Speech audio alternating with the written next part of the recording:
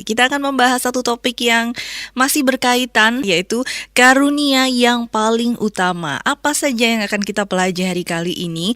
Adakah karunia-karunia yang utama? Kalau ada yang utama, berarti ada yang tidak utama. Ada yang lebih superior, ada yang di bawahnya. Apakah benar seperti itu? Dan bagaimana karunia mana yang harus kita kejar? Mungkin ini yang akan kita pelajari bersama-sama. Kita akan menyapa terlebih dahulu Pendeta Andi Halim yang sudah bersama-sama dengan kita. Salam jumpa Pak Andi. Ya, salam jumpa Adelia. Salam jumpa untuk semua pendengar Radio RMC. Iya, kita akan membahas topik ini ya Pak, karunia yang paling utama. Gimana? Ya. Ini berkaitan ya Pak ya dengan yang lalu ya, tentu nyambung saja ya. terus.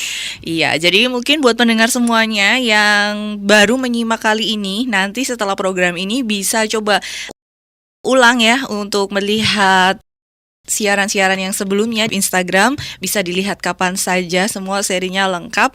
Jadi mendengar semuanya, mungkin ada yang terlewat, bisa disimak ulang tentunya ya. Silakan Pak Andi.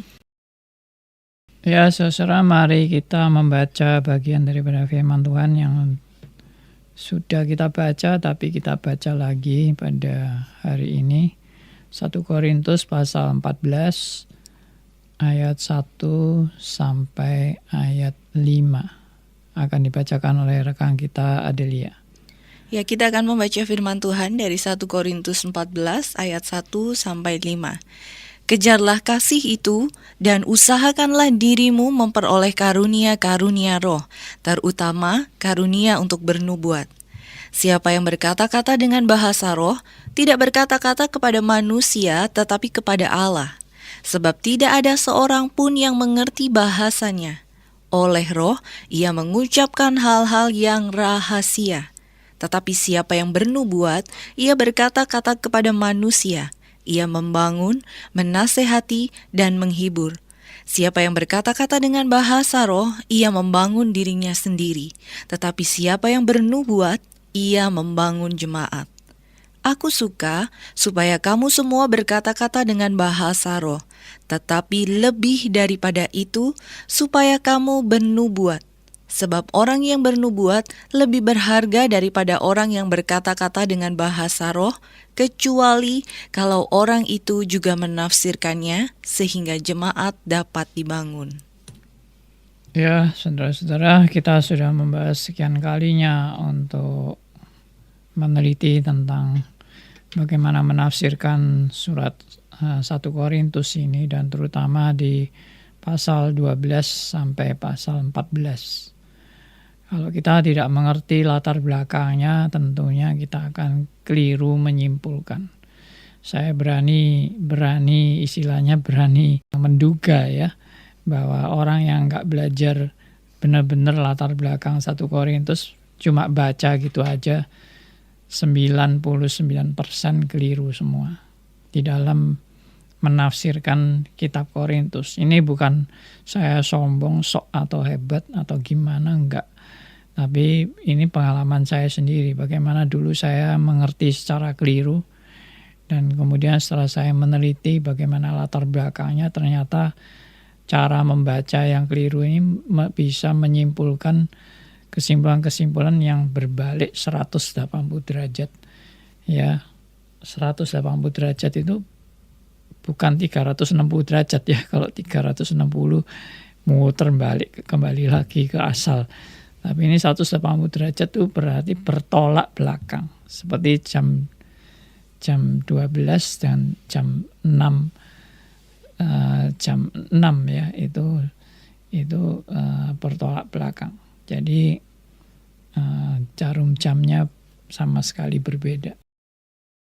Nah, jadi kalau kita baca 1 Korintus 14 ini, terutama di ayat 2 tadi yang sudah dibaca oleh Adelia sampai ayat 5, kalau kita nggak ngerti latar belakangnya, kita anggap ini semua anjuran untuk berkata-kata dengan bahasa roh versi ini, versi yang ditulis. Yaitu bahasa rohnya adalah bahasa roh kepada Allah, ya, bukan kepada manusia. Dan kalau bahasa roh itu memang tidak ada seorang pun yang mengerti, karena ia tidak berkata-kata pada manusia, tapi kepada Allah. Lalu dia mengucapkan hal-hal yang rahasia. Ya, dan dikatakan di sini jelas seorang pun tidak mengerti bahasanya. Jadi kalau begitu, ya sudah, mari kita berbahasa roh yang orang tidak ngerti. Dan kita tidak perlu bicara bahasa roh itu dengan manusia, tapi kepada Allah. Dan memang itu rahasia. Jadi tidak perlu dimengerti dan tidak perlu dijelaskan. Karena rahasia. Nah, jadi kalau seperti itu ya marilah kita berbahasa roh yang tidak dimengerti orang. Tapi itu jelas sikap yang salah kan. Karena Rasul Paulus tidak hanya menulis ayat 2, tapi ayat 3. Ayat 3 yang dipertentangkan dengan ayat 2. Saudara mungkin bisa berdalih, Pak, itu maksudnya bukan pertentangan, itu maksudnya ya bahasa roh itu juga penting, bernubuat juga penting. Jadi Rasul Paulus itu maksudnya dua-dua, yaitu Anda kan mau menganalisa menurut gaya tafsiran Anda yang sembarangan.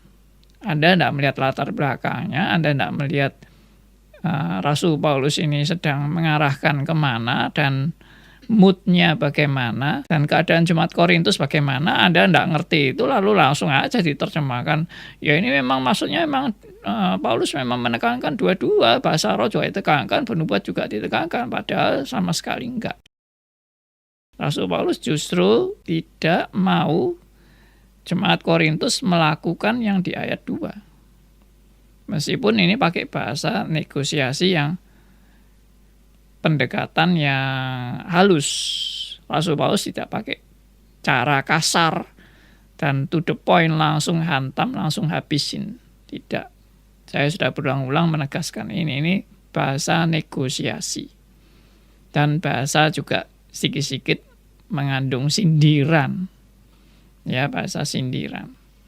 Karena jemaat Korintus ini jemaat yang tidak mengerti kebenaran bagaimana berkarunia roh.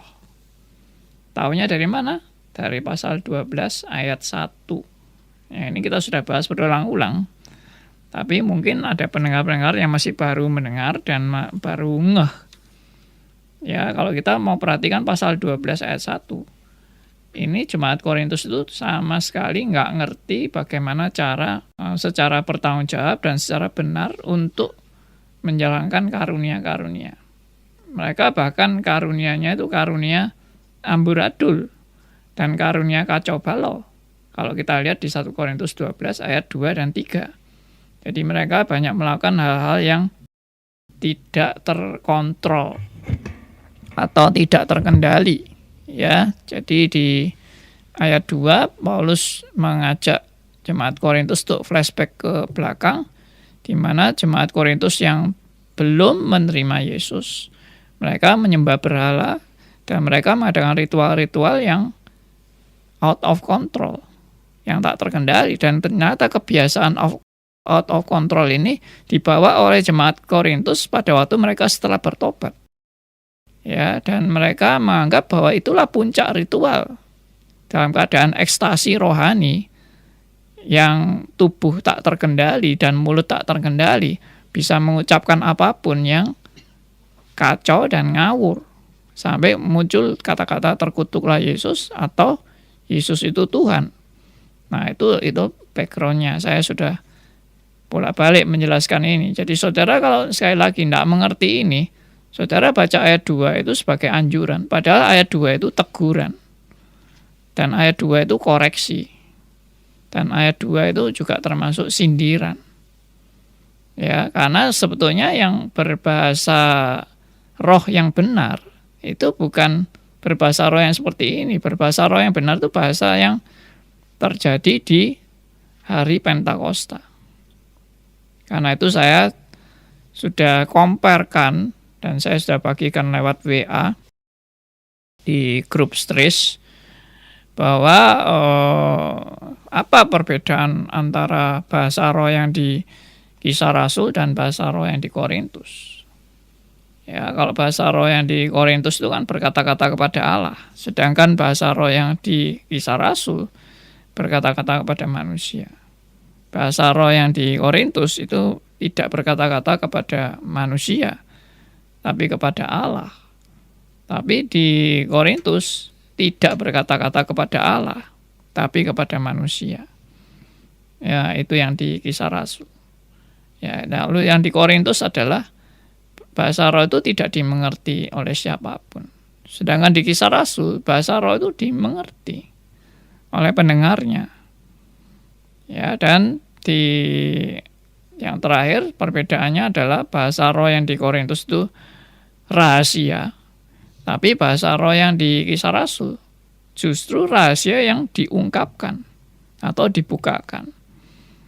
Ya, dan di Korintus rahasia yang tetap rahasia. Tidak ada seorang pun yang tahu. Seolah-olah penekanannya itu kepada ya memang ini suatu rahasia, padahal ini suatu yang salah. Yang dilakukan oleh Korintus ini suatu yang salah, yang tidak benar. Karena buat apa di suatu jemaat orang rahasia-rahasiaan? Di suatu jemaat ya orang seharusnya membagikan kebenaran. Dan buat apa bicara yang sama sekali orang tidak mengerti? Buat apa di jemaat kamu bicara-bicara yang orang nggak mengerti sama sekali dengan bahasamu? Nggak ada gunanya kan? Jadi Rasul Paulus tidak mendaki itu. Dan Rasul Paulus sebetulnya mau mengarah kepada yaitu tidak benar. Maka langsung dikomparkan dengan bernubuat.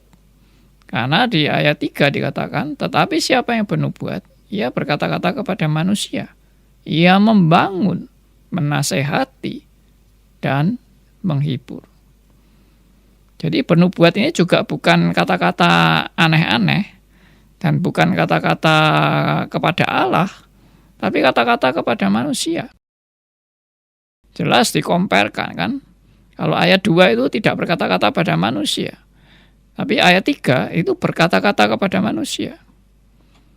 Kalau ayat 2 tidak ada seorang pun yang mengerti, tapi di ayat 3 pasti mengerti. Karena itu sampai itu dikatakan membangun, menasehati, dan menghibur. Ya, jadi lebih berarti mana ayat 3 atau ayat 2? Kalau ayat 2 itu benar-benar kepada Allah, berarti itu sangat penting, urgen, dan melebihi berkata-kata kepada manusia. Tetapi kalau kita baca ayat 2 dan ayat 3, Rasul Paulus justru lebih mementingkan berkata-kata kepada manusia daripada berkata-kata kepada Allah. Berarti something wrong. Di ayat 2 ini Allahnya itu, kalau kita teliti, ada terjemahan dari bahasa asli yang Allahnya itu nggak ada artikelnya, saudara. Ya, biasanya memang Allah itu tertulis dengan artikel. Ya, artikel itu dalam bahasa Inggris seperti the itu artikel. Ya, kalau tanpa artikel itu pakai a. Ya, the book itu artikel. Kalau a book itu tidak ada artikelnya. Nah, apa maksudnya ada artikel dan tidak ada artikel? Tidak ada artikel menunjukkan sesuatu yang tidak jelas. Arahnya mau kemana nggak jelas. Tapi kalau ada artikel, misalnya the book, buku itu jelas. Tertuju kepada buku itu. Tapi kalau a book itu buku yang ya pokoknya buku yang umum, tidak tertuju kepada satu buku. Nah, ya itu sedikit tentang artikel dan non artikel. Sekarang kita lanjut ya. Jadi ayat 2 dan ayat 3 jelas Rasul Paulus mau mengarahkan jemaat Korintus kepada ayat 3 dan bukan ayat 2. Lalu di ayat 4, siapa yang berkata-kata dengan bahasa roh, ia membangun dirinya sendiri. Tetapi, nah, perhatikan kata tetapi. Siapa yang bernubuat, ia membangun jemaat. Nah, perhatikan, saya ulang lagi ya. Siapa yang berkata-kata dengan bahasa roh, ia membangun dirinya sendiri. Tetapi siapa yang bernubuat, ia membangun jemaat. Nah, apakah di sini Rasul Paulus mau menekankan pentingnya membangun diri sendiri dan pentingnya membangun jemaat? Justru sama sekali tidak. Justru Rasul Paulus mau menunjukkan membangun diri sendiri itu tidak sesuatu yang tidak penting. Ya. Dan yang mau ditekankan Rasul Paulus bukan membangun diri sendiri, tapi membangun jemaat. Jadi kalau begitu membangun diri sendiri apa? Kok sampai nggak penting itu apa? Karena yang dimaksud Rasul Paulus membangun diri sendiri itu bukan kita ini harus bertumbuh dari diri kita, baru kita bisa membangun orang lain. Bukan.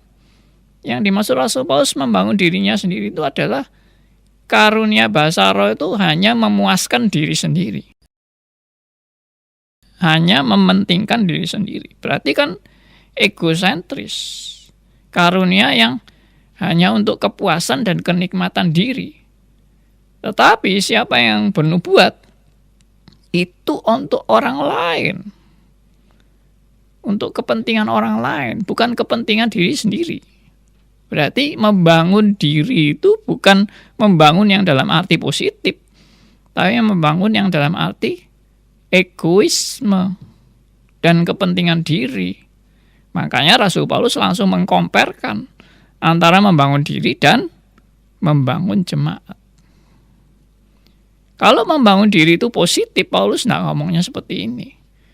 Yaitu yang pernah saya kasih contoh, Paulus pasti ngomongnya, ya siapa yang berbahasa roh, berkata-kata dengan bahasa roh, ya pertama-tama dia bisa menguatkan dirinya sendiri atau membangun dirinya sendiri. Tetapi setelah dia membangun dirinya sendiri, dia kemudian juga mau membangun orang lain. Jadi ini bukan kalimat yang dipertentangkan, tapi kalimat yang melanjutkan dan melengkapi.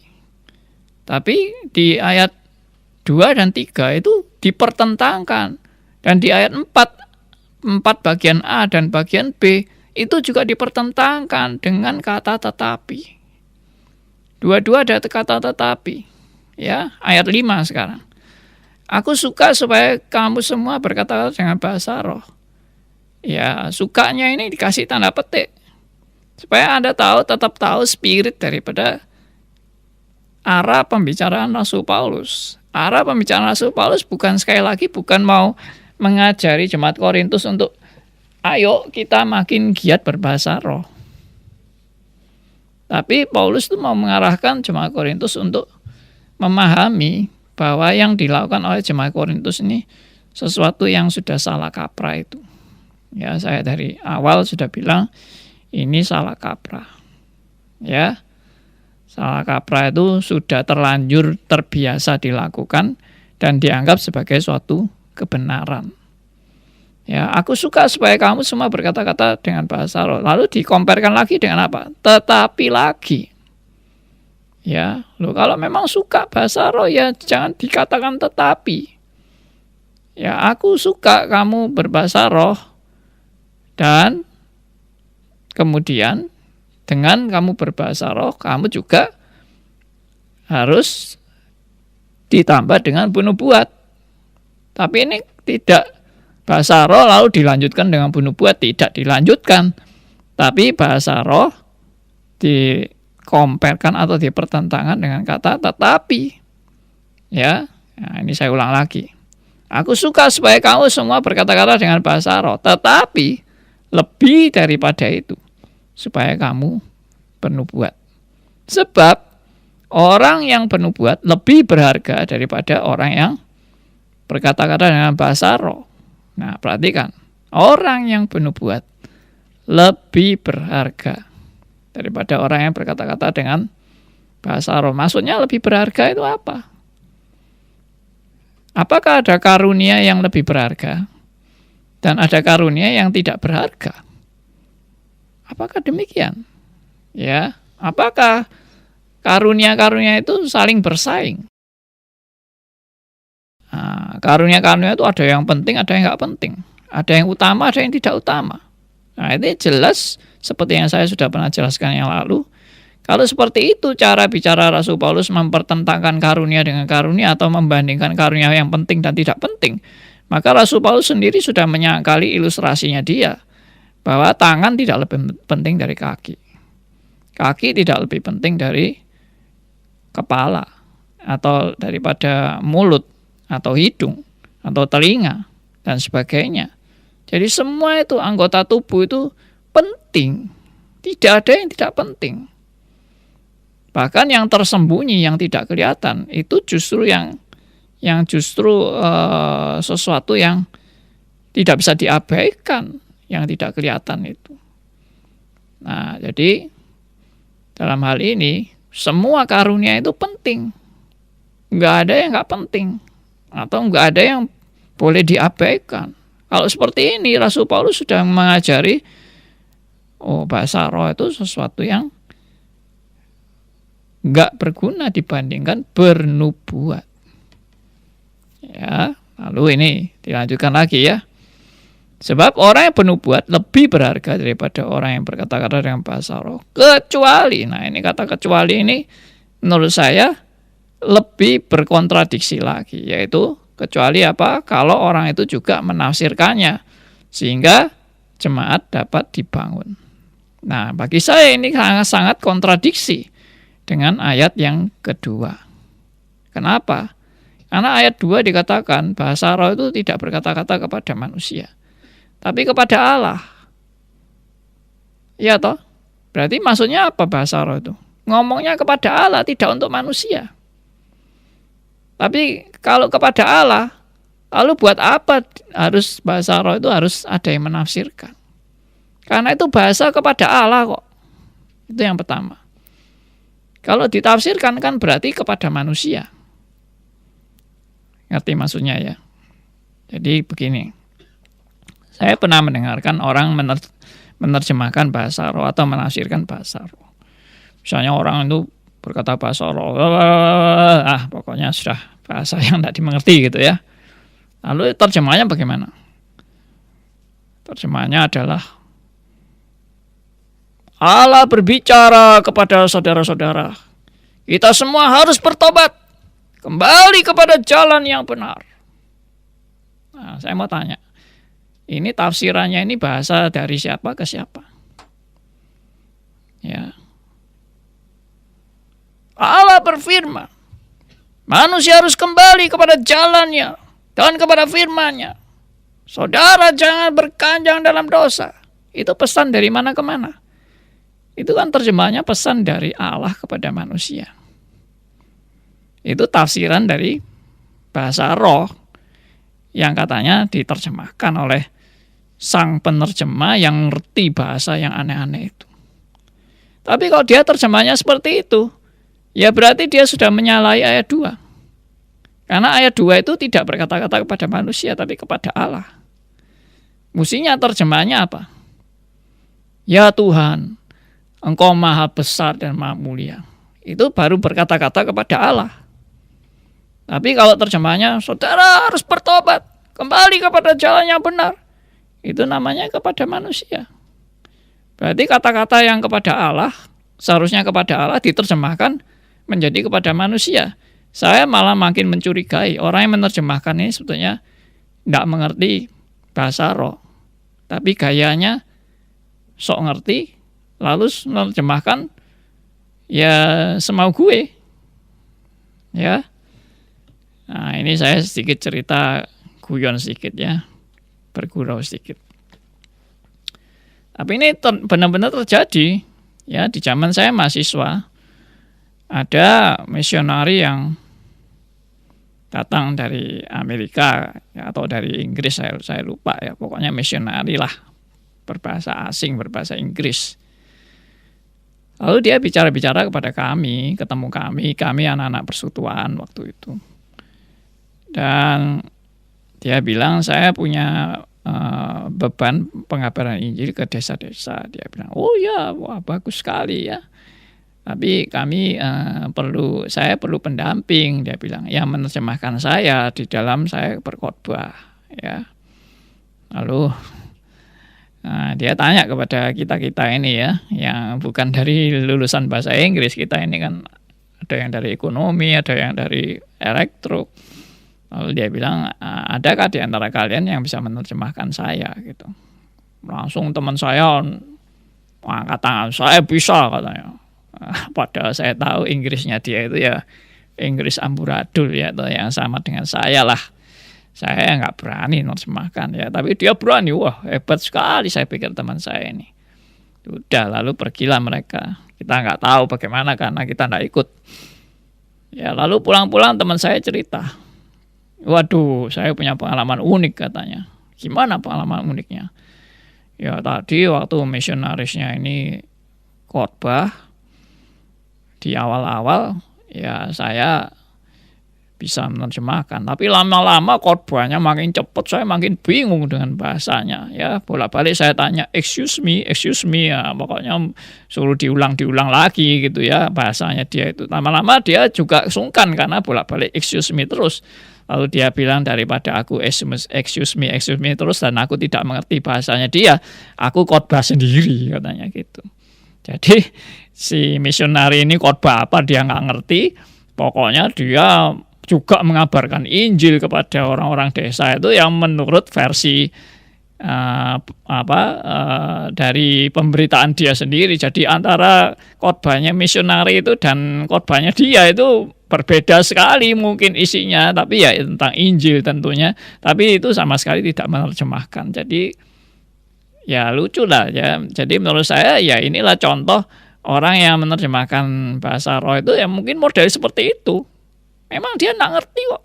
Dan memang itu konsistennya. Kalau mau memang konsisten, di ayat 2 itu tidak ada seorang pun yang mengerti. Bagaimana orang bisa menafsirkan yang tidak ada seorang pun yang mengerti? Kalau sampai dia bisa menafsirkan, berarti dia mengerti kan? Berarti ayat 2 juga tidak benar karena ada yang mengerti. Padahal di ayat 2 dikatakan tidak ada seorang pun yang mengerti. Itu bahasa kepada Allah. Tidak ada seorang pun yang mengerti. Tapi ternyata bisa ditafsirkan. Berarti hal ini sangat berkontradiksi dan tidak benar. Oke, saya harap saudara makin jelas. Jadi yang dimaksud oleh Rasul Paulus itu adalah apa?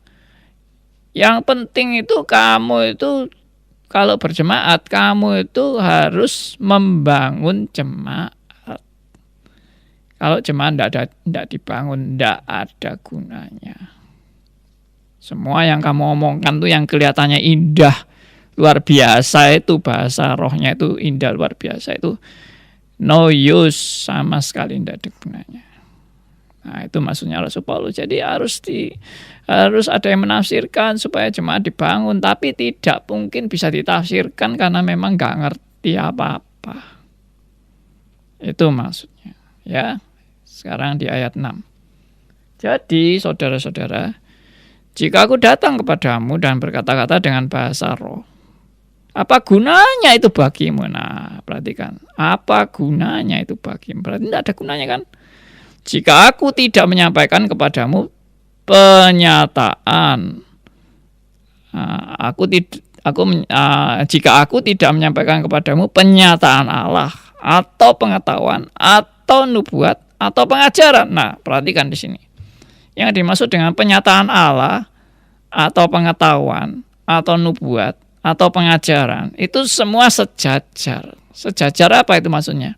Yaitu kata-kata yang untuk manusia dan kata-kata untuk yang dimengerti oleh manusia dan kata-kata yang untuk membangun jemaat. Jadi ini jelas Rasul Paulus itu sudah mengkomparkan dua kutub antara bahasa roh yang tidak dimengerti sama sekali dengan bahasa yang untuk manusia yang dimengerti. Dan itu yang dimengerti itu sejajar dengan yang disebut dengan penyataan Allah, pengetahuan, nubuat, atau pengajaran. Oke, makanya kalau orang tanya sekarang kepada hamba-hamba Tuhan tentang apa itu arti nubuat, seharusnya nubuat itu dijelaskan bukan meramal, tapi nubuat itu sejajar dengan di sini dikatakan pengajaran. Orang yang mengajar firman itu sama dengan orang yang bernubuat. Orang yang menjelaskan firman sehingga firman itu dimengerti dan ditangkap oleh jemaat dan membangun jemaat, itulah bernubuat. Jadi sekarang ini yang saya lakukan ini, saya sudah menjelaskan firman dengan kata-kata yang jelas dan membuat jemaat mengerti dan membuat jemaat dibangunkan. Itu berarti saya sudah bernubuat. Itu maksudnya bernubuat untuk konteks berjemaat. Ya. Ya, kita lanjutkan aja supaya kalau tidak diteruskan tidak tuntas-tuntas ini ya. Dan ini masih panjang sekali penjelasan ini, saya harap bisa diselesaikan. Mungkin sampai Kamis depan baru bisa. Sama halnya dengan ini di ayat 7. Ya, coba tolong dibacakan ayat ya, Adelia membacakan ayat 6 sampai ayat 9. Silakan. Kita akan membaca firman Tuhan dari 1 Korintus 14 ayat 6 sampai ayat 9.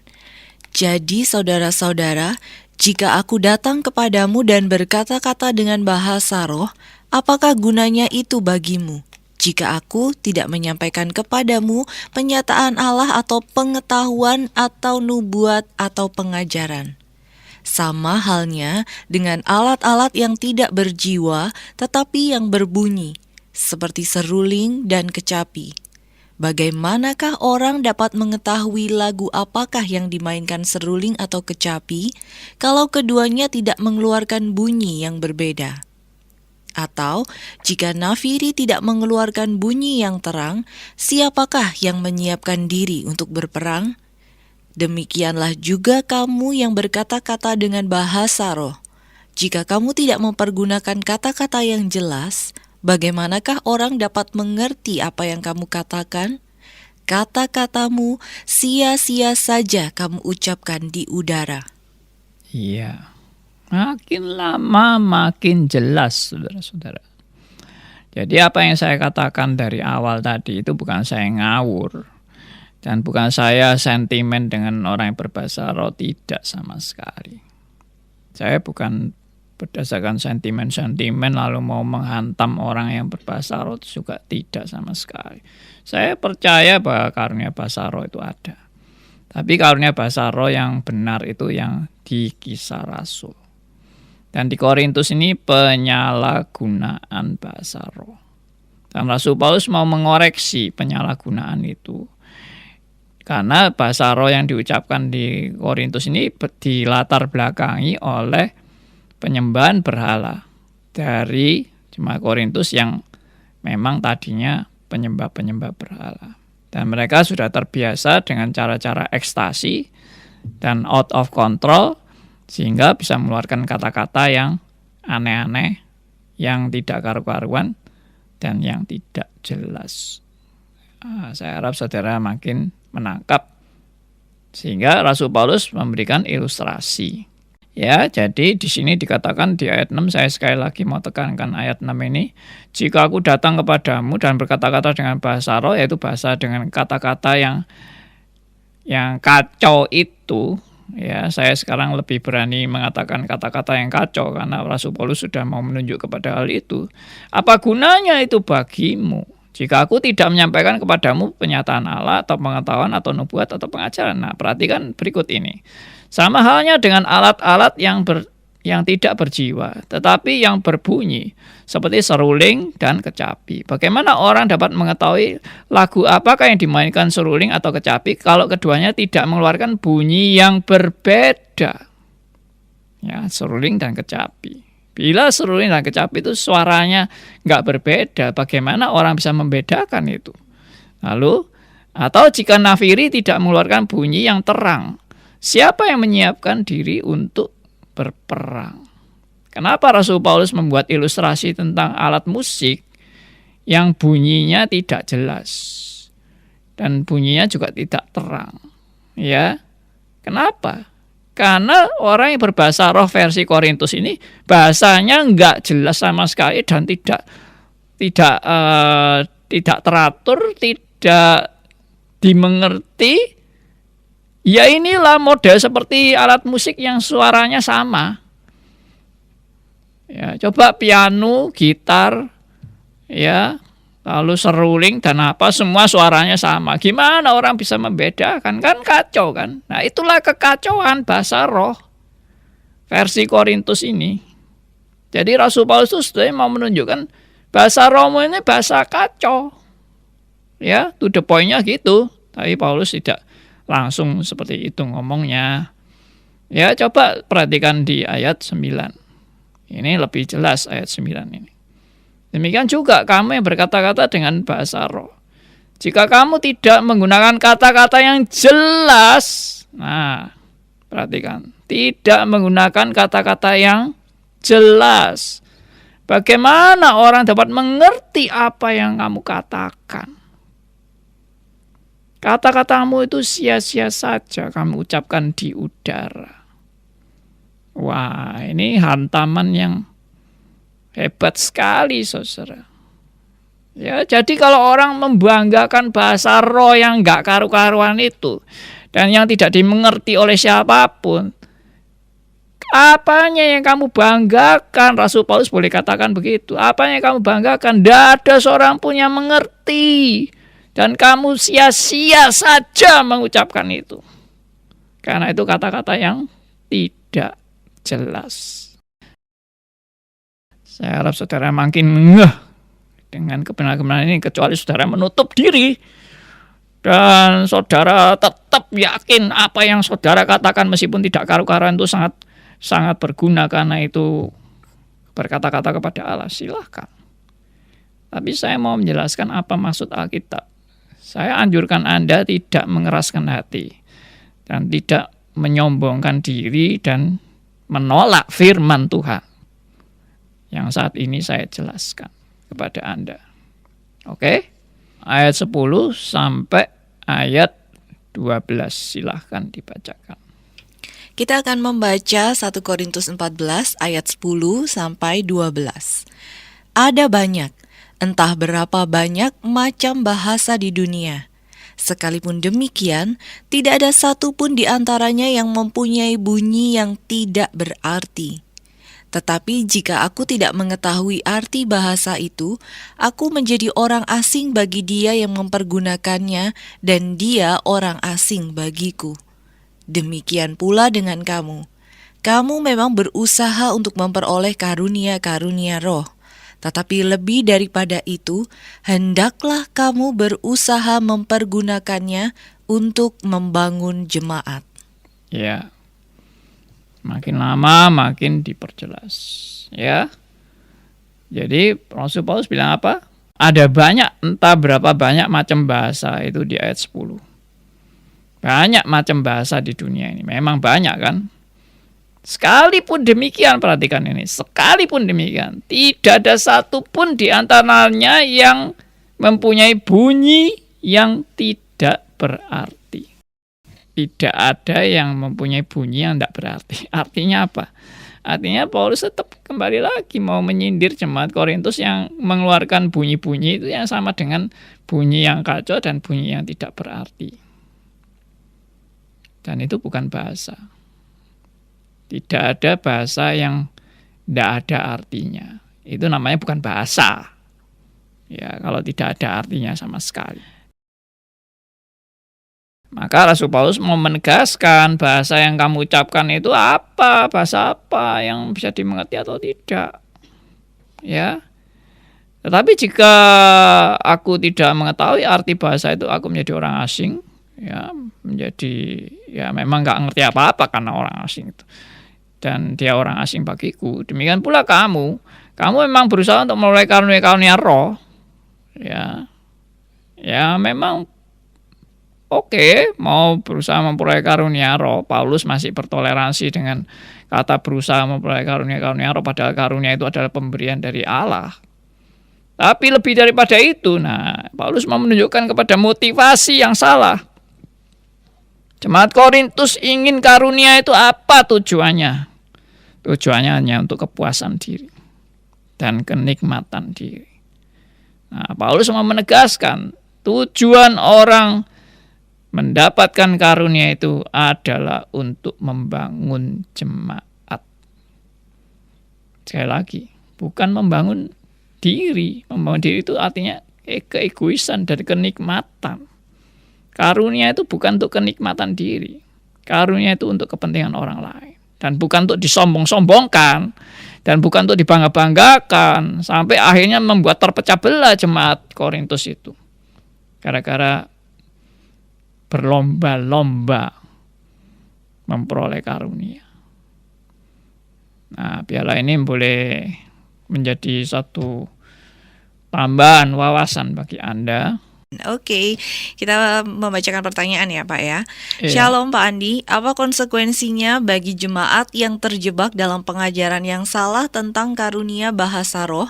Bahkan ada yang meyakini statement hamba Tuhan kira-kira 2 bulan yang lalu yang mengatakan kalau bahasa roh itu dapat meningkatkan imunitas tubuh sampai 40%. Mohon pencerahannya, terima kasih.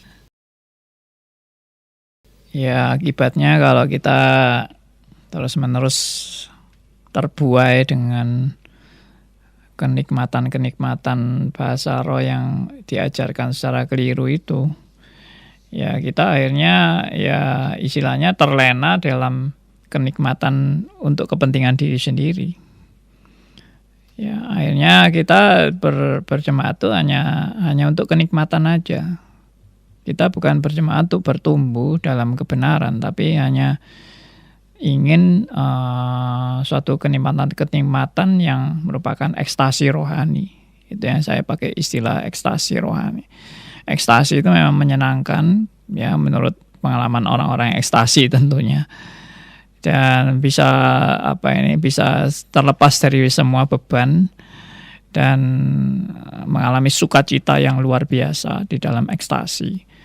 Tapi itu ya hanya pelarian aja sebenarnya. Itu bukan realita kebenaran dan realita kehidupan yang untuk kita boleh bertumbuh dan makin dewasa. Itu hanya pelarian aja. Maka agama itu hanya sebagai suatu tempat pelarian. Nah, itu akibatnya. Kalau kita terus-menerus di dalam alam yang nggak realistis seperti itu. Ya, apalagi kalau ditambahi dengan bahasa roh bisa meningkatkan imunitas dan sebagainya, itu sama sekali sudah tambah nyeleweng gak karu-karuan ya. Yang bahasa roh yang di Alkitab ini aja sudah dianggap nyeleweng, apalagi yang ditambah dengan macam-macam praktek bahasa roh yang gak benar. Karena saya juga pernah mendengar seorang hamba Tuhan yang bilang dengan bahasa roh kita bisa bisa mengusir segala kuasa gelap. Lalu dengan bahasa roh kita bisa bebas dari kemacetan di jalan, ya toh. Dengan bahasa roh kita bisa dagangan kita bisa laris dan sebagainya. Nah, ini apa ini kayak gini-gini ini tambah kacau semua kalau bahasa roh di kembang-kembangkan semau gue gitu ya. Padahal ini semua adalah suatu kesalahan, ya, tidak benar. Oke. Oke, sudah ada pertanyaan yang masuk dari Bapak Elia. Pak, kalau begitu, memahami 1 Korintus dalam konteks bahasa roh memerlukan pemahaman logika ayat per ayat, pasal demi pasal. Terima kasih. Ya. Benar begitu mungkin ya, Pak ya? Ya harus. Kalau kita tidak mengerti konteksnya, ya, kita hanya sibuk dengan ayat-ayat tanpa konteks, itu juga bisa keliru. Jadi hanya baca ayat tapi nggak ngerti latar belakangnya, nggak mengerti Rasul Paulus ini mau mengarah kemana, moodnya bagaimana, keadaan jemaat Korintus bagaimana, ya tetap salah aja meskipun terus baca ayat per ayat.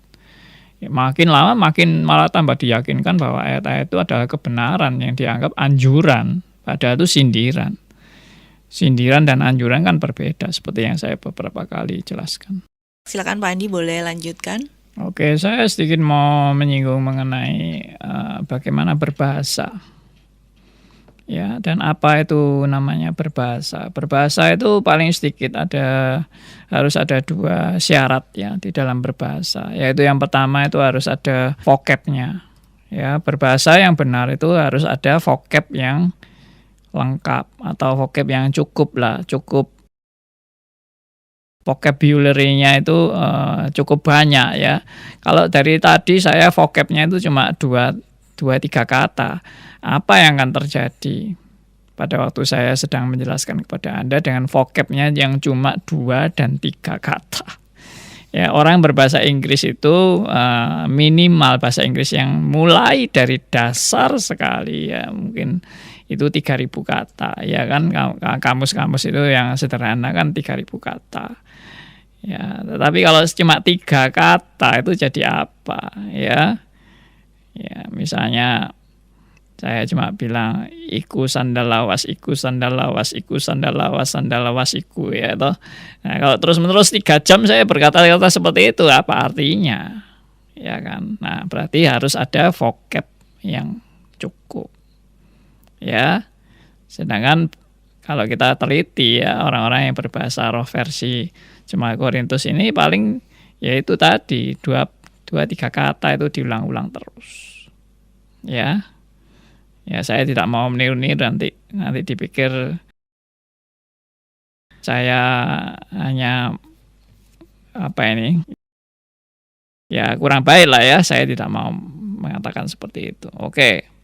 Lalu yang kedua, syarat yang kedua itu tadi kan vocab ya. Syarat yang kedua itu harus ada grammarnya.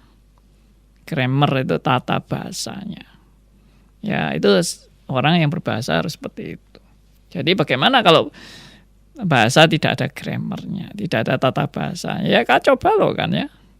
Karena orang pun tidak bisa mengerti. Bagaimana kalau bahasa Inggris tanpa tata bahasa, dan bahasa Indonesia pun yang katanya sangat sederhana tata bahasanya, tapi tetap ada tata bahasa. Ya, ada subjek, ada predikat, ada objek. Ya kan? Itu tata bahasa kan. Tapi bagaimana kalau subjek, predikat, objek dibolak-balik. Ya orang bingung ini artinya apa. Ya. Nah, itu namanya berbahasa. Nah, jadi Rasul Paulus itu juga mau menegaskan kepada jemaat Korintus, kamu ini bahasanya bahasa apa? Karena bunyinya aja juga nggak jelas. Dan orang tidak mengerti bahasanya, tidak ada artinya juga. Jadi mau apa? Makanya Rasul Paulus bilang, pergunakanlah semuanya itu untuk membangun jemaat, bukan hanya untuk yang kamu senangi atau kamu nikmati, ya, untuk kepentingan kepuasan ekstasimu.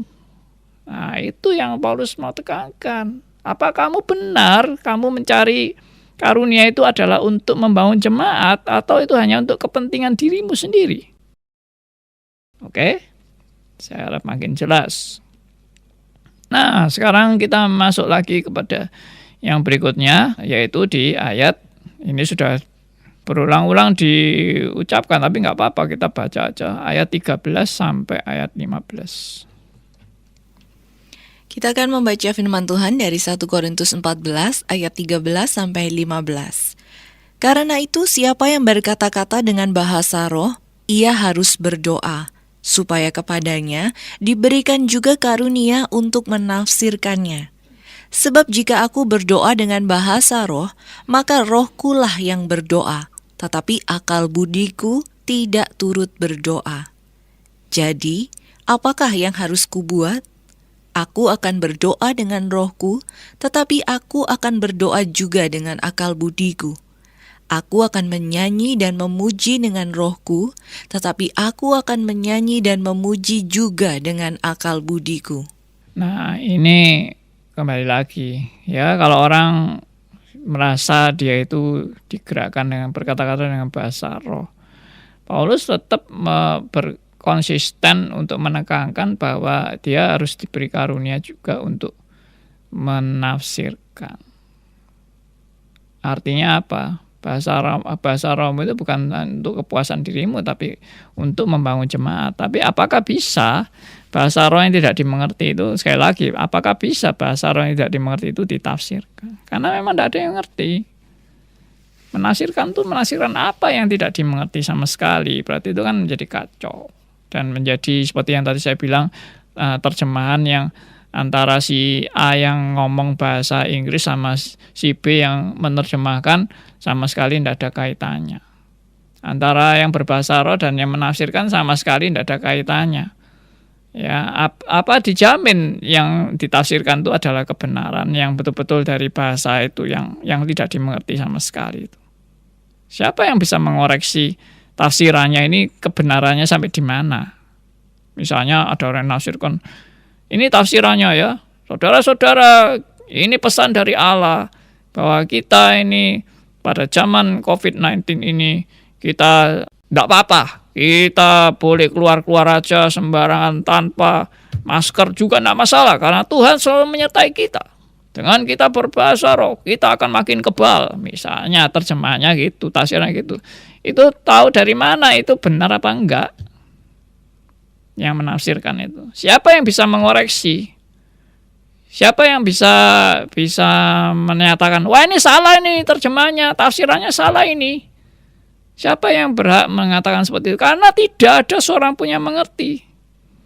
Nah, poinnya kan di situ, itu akan terjadi kekacauan. Jadi Paulus itu cuma mau mengingatkan orang yang mementingkan dirinya sendiri ini supaya pikirannya berubah, tidak lagi mementingkan diri sendiri, tapi mementingkan jemaat. Ya, mementingkan jemaat untuk jemaat boleh dibangunkan. Oke? Nah, sekarang Paulus mau menjelaskan mengenai orang yang berbahasa roh versi Korintus ini orangnya bagaimana. Dikatakan, jika aku berdoa dengan bahasa roh, maka rohku lah yang berdoa. Ini Paulus ini juga mengucapkannya dengan kata-kata sindiran. Maksudnya orang yang berdoa yang katanya pakai bahasa roh itu cuma berdoa pakai rohnya tok, tapi akal budinya tidak turut berdoa. Nah, sekarang mana ada orang berdoa pakai roh, tidak pakai akal budi? Saudara coba kalau saudara tidak pakai akal budi, saudara berdoanya bagaimana? Ya itu yang tadi mungkin wala tidak ada akal budinya, pokoknya ngomong aja ya, mengalir begitu aja omongnya tanpa akal sama sekali. Itu bahasa apa itu tanpa akal itu? Itu pasti bahasa yang kacau dan bahasa yang tidak benar. Maka Paulus bilang apa? Jadi apa yang harus kubuat di ayat 15? Kalau ayat 14-nya itu berdoa dengan bahasa roh tanpa akal budi, apa yang harus aku buat? Apakah aku menikmati berdoa dengan tanpa akal budi? Tidak. Ya, Paulus di ayat 15 bilang apa? Jadi apakah yang harus kubuat? Aku akan berdoa dengan rohku, tetapi aku akan berdoa juga dengan akal budiku. Aku akan menyanyi dan memuji dengan rohku, tetapi aku akan menyanyi dan memuji juga dengan akal budiku. Artinya apa? Artinya bukan lalu ada orang yang bahkan gini, ya berarti kalau kita berdoa itu harus dua versi doanya. Pertama, doa pakai bahasa roh dulu, yang tanpa akal budi dulu. Baru setelah berdoa tanpa akal budi, baru setelah itu doa pakai akal budi. Makanya doanya yang pertama pakai bahasa-bahasa yang tidak dimengerti, yang kedua baru pakai bahasa yang jelas dan dimengerti. Ya itu apa itu maksudnya Rasul Paulus untuk bicara di ayat 15 ini? Jelas tidak demikian artinya. Artinya apa? Artinya berdoa dengan roh dan akal budi tidak mungkin bisa dipisahkan. Menyanyi dengan roh dan dengan akal budi tidak mungkin bisa dipisahkan. Karena apa? Manusia tanpa akal budi itu adalah mirip dengan binatang. Binatang aja sebetulnya masih punya akal. Ya, tapi tidak berakal budi. Yang punya akal budi itu adalah manusia. Lalu manusia mau sama sekali tidak pakai akal. Lalu ngomong nggak pakai akal, itu mau jadi apa itu? Coba perhatikan. Di ayat 14 itu jadi apa itu? Berdoa dengan bahasa roh. Rohku yang berdoa, tapi akal budiku tidak turut berdoa. Itu namanya kekacauan. Karena akal budinya dibuang. Oke, saya harap ini semua saudara makin jelas. Saya tahu mungkin ada orang-orang yang tidak setuju dengan penjelasan saya dan menafsirkan sendiri menurut versi mereka dan keyakinan mereka. Silakan Anda bertanggung jawab dengan versi Anda, dan saya juga bertanggung jawab dengan penjelasan saya yang saya tetap konsisten kembali kepada prinsip Alkitab. Oke? Nah, jadi memang harus membangun. Kalau tidak membangun, Paulus bilang, tidak ada gunanya. Jadi dengan kata lain, orang yang berkata-kata dengan bahasa roh sama sekali tidak membangun. Dan kalau tidak membangun, itu namanya bukan karunia. Ya maaf, saya sangat tegas dalam hal ini. Ya, saudara mau melakukan yang tidak membangun, itu bukan karunia. Dan yang kalau bukan karunia berarti bukan dari Tuhan. Oke, saya mungkin makin lama makin tegas ini. Karena memang ayat firman Tuhan makin lama makin jelas dan makin tegas. Jadi Paulus tidak mau berdoa hanya dengan rohnya. Harus dengan akal budi. Paulus juga tidak mau menyanyi hanya dengan rohnya aja. Harus dengan akal budi. Dan dengan akal budi itu yaitu dengan bahasa yang jelas, bahasa yang dimengerti, dan membangun jemaat. Sekarang kita baca lagi ayat berikutnya, yaitu ayat 16 dan 17. Rekan kita Adelia akan membacakan. Ya, kita membaca firman Tuhan dari 1 Korintus 14 ayat 16 dan 17. Sebab, jika engkau mengucap syukur dengan rohmu saja, bagaimanakah orang biasa yang hadir sebagai pendengar dapat mengatakan amin atas pengucapan syukurmu? Bukankah ia tidak tahu apa yang engkau katakan? Sebab sekalipun pengucapan syukurmu itu sangat baik, tetapi orang lain tidak dibangun olehnya. Iya. Ya, lebih jelas lagi Rasul Paulus bilang, pengucapan syukurmu itu kalau kamu itu sangat senang dengan bahasa rohmu itu yang katanya luar biasa itu, tapi orang lain tidak dibangun olehnya. Jadi apa gunanya? Meskipun itu kelihatannya indahnya luar biasa atau nikmatnya luar biasa. Ya, atau kamu sangat senang dengan kamu bisa berbahasa roh itu, tapi orang lain tidak dibangun. Jadi Rasul Paulus itu tetap mau mengingatkan kamu itu jangan egois dengan menikmati yang katanya itu karunia itu, yang kamu lakukan itu dengan kata-kata yang tidak jelas sama sekali itu, yang tidak dimengerti sama sekali itu, kamu nikmati itu, tapi apa gunanya? Itu hanya untuk kenikmatanmu sendiri, itu hanya untuk keegoisanmu dan ekstasimu, seperti itu. Jadi dikatakan di sini oleh Rasul Paulus, bagaimana orang biasa yang hadir sebagai pendengar dapat mengatakan amin atas pengucapan syukurmu itu? Aku bersyukur, tapi bahasanya nggak jelas. Ya, itu sesuatu yang tidak benar. Oke. Kita beralih selanjutnya nih, ada pertanyaan dari Ibu Melani nih yang belum sempat terjawab. Mungkin kita bisa gabung juga dengan pertanyaan dari Pak Elia ya.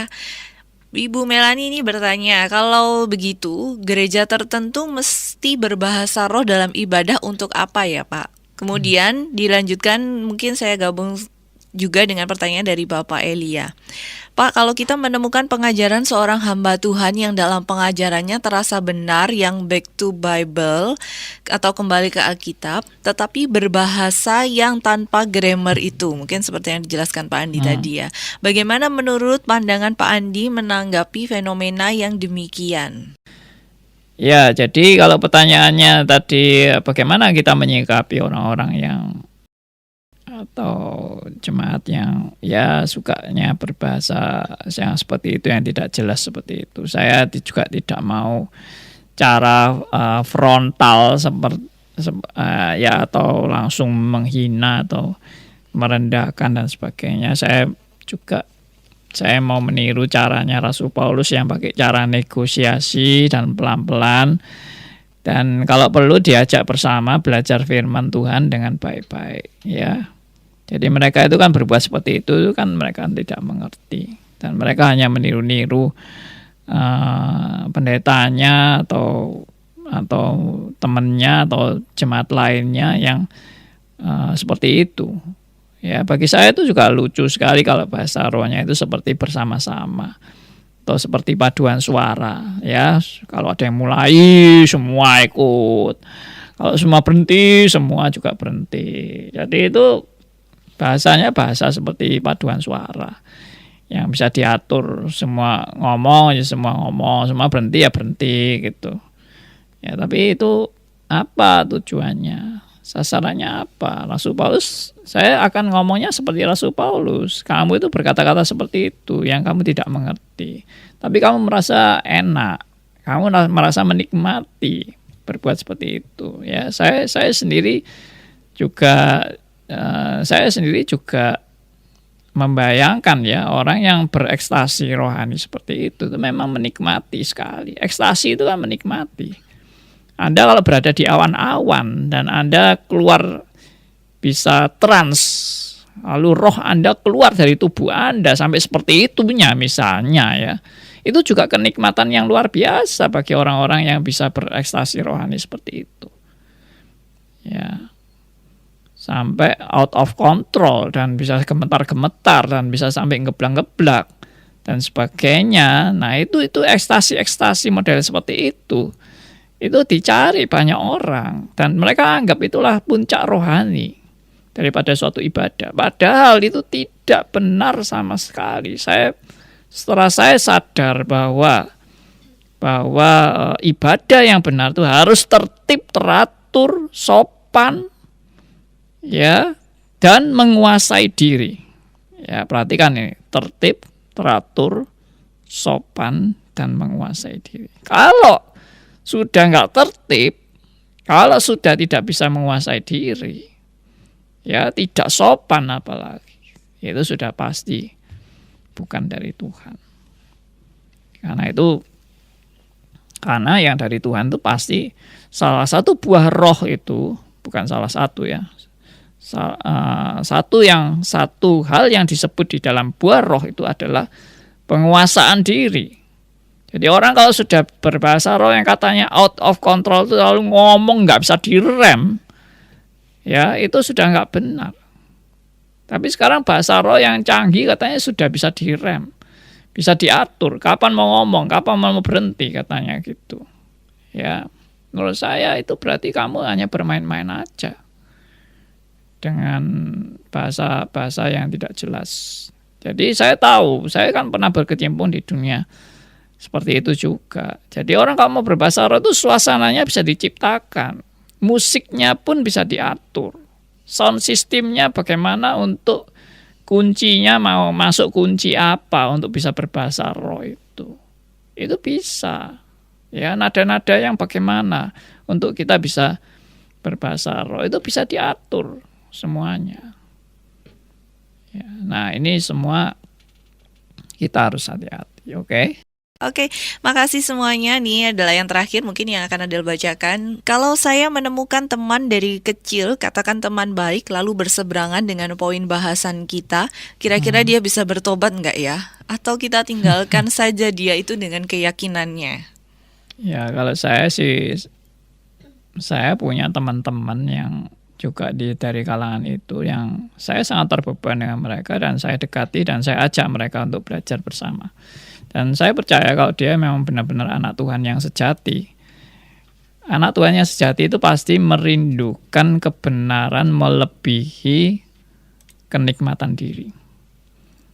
Ya, jadi kalau dia sudah diingatkan bahwa mana yang lebih penting, kenikmatan diri atau kepuasan diri atau kebenaran, mana yang lebih penting. Nah, saya percaya orang yang benar-benar adalah anak Tuhan yang sejati, meskipun dia di tempat ajaran yang salah, tapi kalau dia anak Tuhan yang sejati dan dia ada Roh Kudus yang memimpin hidupnya, dia akan mengakui bahwa kebenaran lebih penting daripada kepuasan diri. Oke? Kalau Anda komitmen kebenaran lebih penting daripada kepuasan diri, mari kita belajar firman Tuhan bersama. Dan mari kita meneliti firman Tuhan ini dengan hati-hati dan dengan sungguh-sungguh. Ya, bukan meneliti firman Tuhan dengan kepuasan lagi dan kenikmatan diri lagi, bukan. Pokoknya yang cocok sama aku itu yang aku mau ikuti. Yang tidak cocok tidak aku ikuti. Nah, justru kebenaran itu adalah suatu kebenaran, tapi tidak cocok dengan pengalamanku. Tidak cocok dengan perasaan dan kenikmatanku. Kadang-kadang malah justru kenikmatanku ditegur oleh kebenaran. Bahwa kenikmatanku itu salah dan kenikmatanku itu egoisme. Nah, itu mau nggak tunduk pada kebenaran yang sejati. Nah, itu saya ajak teman-teman saya untuk belajar baik-baik. Kecuali dia sudah terang-terang menolak. Enggak, saya nggak mau. Saya hanya mau Roh Kudus saja. Saya tidak mau penjelasan-penjelasan manusia. Waduh, ya sudah. Berarti sudah tutup pintu ya. Tidak ada lagi diskusi, tidak ada lagi saling sharing dan menjelaskan tentang kebenaran. Baik, Pak Andi bisa mungkin memberikan kesimpulan sedikit Ya. dan menutup dalam doa. Jadi kita sudah banyak belajar ya bahwa antara bahasa roh dan penubuat ini justru dikomparkan oleh Rasul Paulus, karena memang bahasa roh itu hanya untuk kepentingan diri, sedangkan penubuat itu adalah untuk kepentingan jemaat. Dan jelas untuk kepentingan diri itu bukan hal yang benar di dalam berjemaat, karena itu jelas egosentris. Dan Rasul Paulus mengajarkan jemaat Korintus untuk lebih kepada teosentris, jangan egosentris, jangan mementingkan kenikmatan-kenikmatan diri. Apalagi kenikmatan diri itu menjadi suatu kesombongan bagi manusia. Jadi kita harus sadar bahwa hidup itu harus membagi berkat, jangan cuma kenikmatan diri yang diorientasikan, tapi bagaimana hidupmu boleh menjadi berkat di dalam berjemaat. Bagaimana hidupmu boleh dipakai Tuhan untuk kemuliaan bagi nama Tuhan. Itu yang tadi Pak Deo juga katakan. Ya, puji Tuhan ya, kita semua diingatkan untuk tidak egois dan tidak mementingkan diri, tidak mementingkan kenikmatan di dalam beribadah, tetapi bagaimana hidupku boleh diperlengkapi oleh Tuhan untuk hidupku boleh menjadi saksi bagi kemuliaan namanya. Bersyukur pada Tuhan untuk pengertian-pengertian ini, dan saya harap saudara yang juga sudah mendapat banyak pengertian ini sudah bisa membagikan kepada teman-teman, tapi belajar dulu baik-baik. Sebelum kita membagi berkat, kita belajar dulu baik-baik supaya kita tidak memberi pengertian yang salah ya. Jangan sampai kita juga melakukan dan mengulang kesalahan jemaat Korintus yang melakukan yang dianggap benar padahal itu adalah kesalahan. Tuhan memberkati kita semua, dan mari kita berdoa. Bapa yang di surga, kami sungguh bersyukur untuk kesempatan yang kami sudah belajar firman-Mu, kesempatan kami boleh mengerti tentang 1 Korintus pasal yang ke-12 sampai 14 ini. Tuhan berkati semuanya, dan kami boleh juga bukan hanya puas pada pengertian-pengertian ini, tapi kami juga boleh menjadi berkat bagi teman-teman kami yang belum memahami kebenaran firman-Mu. Tuhan boleh pakai semuanya ini menjadi sarana untuk kami terus boleh bertumbuh dan makin mengerti akan kebenaran firman-Mu, dan kami juga boleh membangun jemaat dan memuliakan nama Tuhan. Dalam nama Tuhan kami Yesus Kristus, Tuhan dan Juru Selamat kami yang hidup, kami berdoa dan mengucap syukur. Amin.